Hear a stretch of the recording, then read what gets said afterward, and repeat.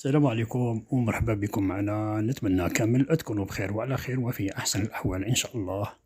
إذا فيديو جديد، وصفة جديدة كما راكم تشاهدوا إن شاء الله. اليوم نبارطاجي معكم هادو لي طرونش، يعني بدون جينواز، يعني بالفلان وكريمة الشونتيي، يعني مقادير يعني سهلة بسيطة كما عودتكم يعني على الوصفات الاقتصادية.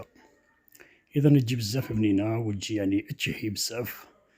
إذا ما نطولش عليكم، ندخلوا نشوفوا الفيديو، نشوفوا المقادير، طريقة التحضير. إذا اتفضلوا معنا.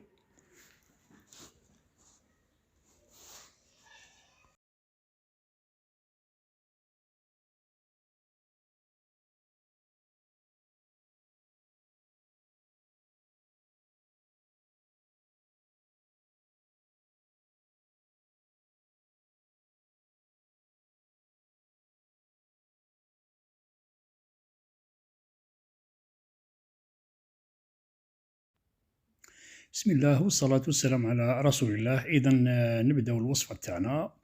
إذا نبداو بالطبقة الأولى تاع البسكوي. إذا هذا هو النوعية اللي استعملتها أنا، يعني نوعية رخيصة. عندنا هذا لو بتي بور هذا، ويعني بذوق الكاكاو. إذا هنا راح نستعملوا هذا الكاطو كأول طبقة، يعني في يعني بدلا من الجينواز. إذا وهذا الكاطو أو هذا البسكوي راح نشربه أنا بالقهوة، وتقدروا نتوما يعني تشربوه غير بالحليب ولا أي حاجة تكون عندكم. إذا نشربوا هذه الطبقة الأولى. إذا بعد ما كملت يعني الطبقة الأولى راح نزيد الطبقة الثانية. إذا باش تجينا يعني هذه الطبقة تاع البسكوي تجينا يعني باينة. إذا نزيد الطبقة الثانية تاع البسكوي يعني بنفس الطريقة اللي درتها مع الطبقة الأولى. ونجي الآن يعني باش نعمر هذوك الفراغات، يعني نوريكم يعني هنا الطريقة كيفاش ندير. أنا هنا عندي هذا السكين يعني تاع المنشار، يعني صغير تاع المنشار. إذا ونقطع يعني قطع بهذه الطريقة وبهذا الشكل يعني، ونحطهم في هذه الأماكن اللي راهي يعني فارغة. إذا بهذه الطريقة، ودايما ننصحكم يعني دوك الفراغات خلوهم في الوسط، يعني ما تديروهمش في الأطراف. إذا نشرب أيضا الطبقة هذه الثانية تاع البسكوي، وهنايا هذه يعني نشربوها أكثر من الطبقة الأولى. كما تقدروا يعني تغمسوهم في وسط القهوة يعني وتحطوهم. فقط أنا نفضل هذه الطريقة تكون أحسن. إذا نشربوهم مليح كما من نشربو يعني الجينواز.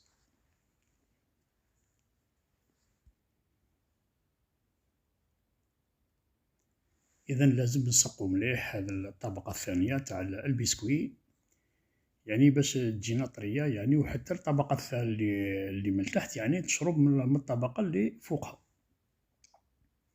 إذا نشربوهم مليح يعني وما تخافوش.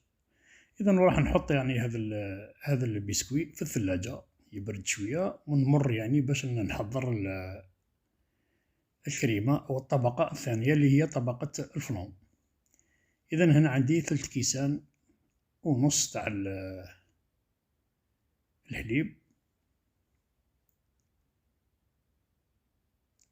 إذا وعندي نص كاس، إذا 3 كيسان ونص.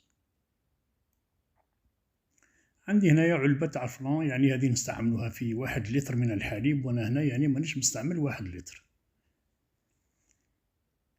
إذا وكما نعرفو الفلان يعني فيه السكر، أنا ما راحش نزيد السكر، يعني ماغري راح ندير المايزينا، ما راحش نضيف السكر يعني، ويجي المذاق تاعها يعني مليح، ما يجيش يعني حلو بزاف. عندي هنايا حوالي 2 مغارف كبار مملوئين مليح تاع المايزينا.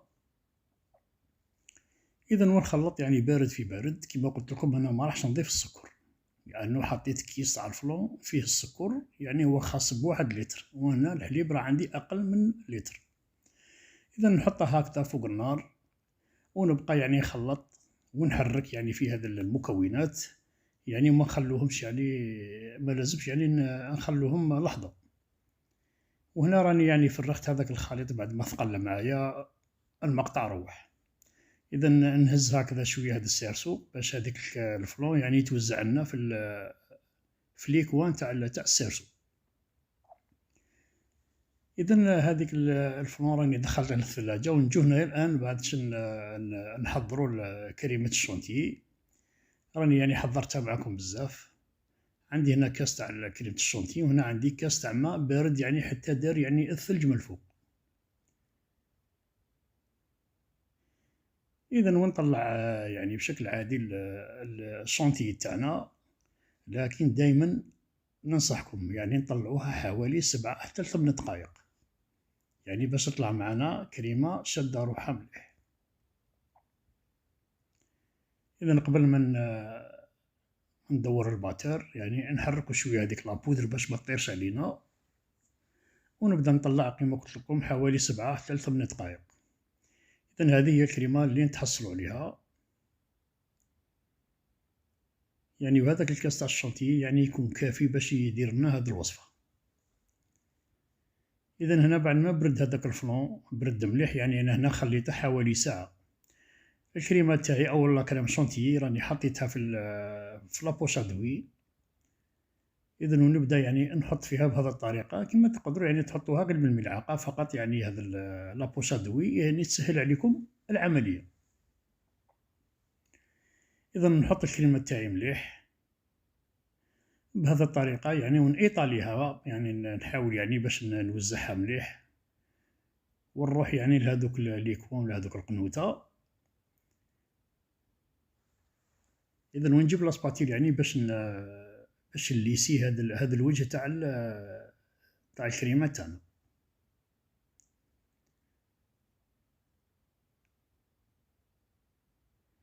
إذا بهذه الطريقة حتى يعني نسولها الوجه تاعها. إذا مباشرة يعني نجيب هنايا شوية تاع الكاكاو، يعني أنا هذا هو التزيين اللي راح نديره، يعني أنا دائما مع الوصفات الاقتصادية. تقدروا نتوما يعني تذوبوا شوكولا، ديروا يعني ان غاناش وتزينوا به لي طرونش تاعكم. عندي أنا هذه الأداة هنايا، يعني راني نزين بها هذا الوجه تاع لي طرونش تاعنا، يعني نتحصلوا على شكل شباب يعني وبسيط، يعني ما كاش كيما البساطة. إذا وندخلوا لي طرونش تاعنا للثلاجة، خلوهم يبردوا مليح. وهنا بعد مرور يعني 15 دقيقة راني خرجتهم من الثلاجة، وراني يعني نقسم فيهم بالسكين. انتم يعني قطعوهم يعني كيما تحبوا.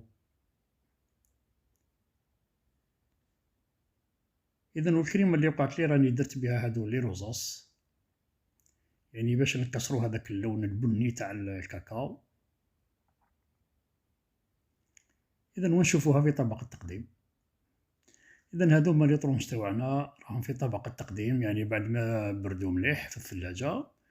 وراني هادوك لي روزاس يعني زدت عليهم شوية تاع كاوكاو مرحي ومحمص، يعني باش نكسرو دائما نبغو نكسرو الألوان.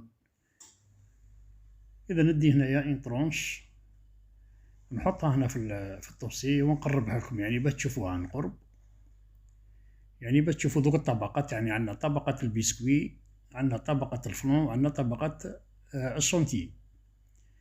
تقولي يعني راهي وصفة سهلة يعني ومن أروع ما يكون، جات بزاف يعني أبنينة وتجي يعني طرية وتجي يعني تشهي. نقسم هنا معكم يعني باش تشوفوا يعني القوام تاعها، شوفوا يعني جات ما شاء الله. وأكيد يعني أنا يعني كنت ذقتها يعني جات يعني ما شاء الله. إذا نتمنى تكون عجبتكم هذه الوصفة وعجبتكم طريقتي في التحضير، وتحضروها تستمتعوا بها إن شاء الله. إذا وفي الآخر يعني نخليكم مع هذا الصور ونقول لكم السلام.